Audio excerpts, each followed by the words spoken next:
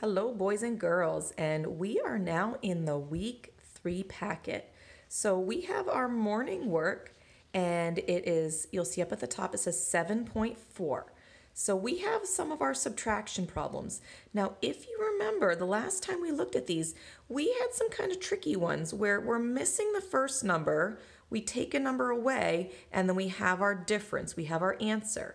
Now, I don't know if you remember this, but I gave you a little hint. What we can do to solve those is we can take the number, we can take our difference, we can add back the number we took away, and that will tell us the number that we started with. So let's go ahead and do that. I have blank minus 2 is 7. Well, if I have 7, I add back that 2. I know that 7 plus 2 is 9. So if I have 9 here, then I can check. Is 9 minus 2 7? It sure is. Let's do one more together. So I have blank minus 7 equals 9. Well, let's do kind of our reverse where I take my difference, I add back that 7. So 9 plus 7 is what? I know that 9 plus 7 is 16. So let's check my answer. Is 16 minus 7 9? It sure is. So over on this side, we have 2 more of those. So remember, you can kind of do that reverse, start backwards, and then add that number, and then that will give you the number you started with. These 2 in the middle, we are taking away a number. So we have our first number, we're taking away something and getting our answer. So you can go ahead and figure out what number is going to go there. We have comparing our numbers with greater than and less than. Remember, we want to look at each of our place values. If the place value is the same, so for example, if my tens place is a 3 and my tens place is a 3, then I need to look at my ones place. I have a 0 and a 1. Well, I know since the 3's are the same, I know that 1 is bigger than 0, so I know that 30 will be less than 31. Over here, we have a story problem. Today, my dad has 10 ties in the closet. Yesterday, he gave away 5.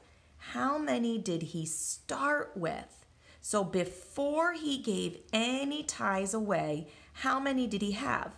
Well, if you think about what we did up here, you can use that same strategy down here.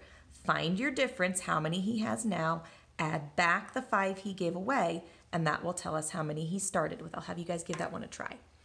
Down here, we need to write the antonym for the words below. An antonym is a word that means the opposite, okay? So our words here are open, princess, groom, timid. Timid can kind of mean shy or maybe even a little scared. Ground and back. So then our words down here are bride, front, sky, prince, close, and brave. So let's take a look at brave. If somebody is brave, that means they're not afraid of anything. So which of these words up here might mean the opposite of brave? Well, if you remember when I said timid, timid can mean kind of shy or scared. And I know that that's the opposite of what somebody who is brave would be. So I'm going to write timid on my line here, and then I'll cross it out. You'll use each word one time. I think the rest of them you guys should be able to get pretty easily. Then down here we've got our scrambled sentence. We've got our regular sentence. Our class took a trip to the zoo. Oh, I see a picture of a snake here. So our words for our scrambled sentence are rough with a question mark, a, asked, is, snakes, or skin, smooth, and Scott. And Scott has a period at the end. So remember, you want to think about when we're looking for the first word, we want to look for a word with a capital letter. Well, I see is, and then I also see Scott. But remember, I see something else with Scott. I see a period. So even though Scott has a capital letter, can that be the first word of the sentence? No, because he's got a period at the end of his name. So take a look at our other words. What else has a capital? Oh, I see is. And these little 2 quotation marks mean that somebody is talking. So I'm going to write is with my quotation marks as my first word, and then I'll cross it off. See if you can unscramble the rest of those words to figure out what the sentence is.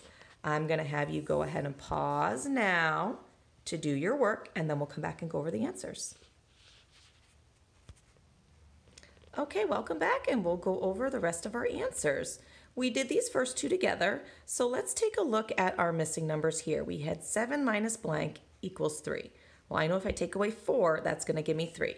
15 minus 9 is 6. Now remember, if you need, you can always make yourself a number line, or your parents could print you off a number grid to help you if you don't have the one in your folder. So just a idea if you needed that, okay? Now when I used my backwards trick, I had 8, I added back that 3, I started with 11.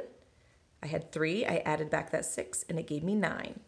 Comparing numbers, they did the first one. Here, 95 is greater than 85. 142 is greater than 134. My hundreds were the same, but when I look in my tens place, I see that 4 is bigger than 3. So I know that one's bigger. 93 is greater than 62. This one we did together. 30 is less than 31. Then over here, 167 is less than 176. We have a lot of the same numbers, but they're in different places. So my hundreds is the same, but when I look in that tens place, I see a 7 over here and a 6 over here. So I automatically know that this is my bigger number. Now, when we use that same trick we had up above of starting with our difference and adding back the number we took away, I got 15. So I know that Dad started with 15 ties. Down here, we had to do the antonym, or the word that meant the opposite. Well, the opposite of bride is a groom. The opposite of front is back. The opposite of the sky is the ground. The opposite of a prince is a princess. The opposite of close is open. And the opposite of brave is timid. We did that one together. Now down here, we had our class took a trip to the zoo. And so we needed to unscramble our sentence. Well, we knew that is was the first word because it had a capital and it didn't have a period after it. So we know that they were, and then we saw a word with a question mark. So we know that somebody's asking a question. So is a snake's skin smooth or rough? Well, could it have been rough or smooth instead? It couldn't, because if we look, we have smooth, but rough had a question mark at the end. So I know that that word had to come last in the part that's being spoken, okay? And then we have asked Scott, and that is the person that is asking the question. So here are your answers for morning work 7.4, and this is the first morning work in the week 3 packet. Awesome job, guys.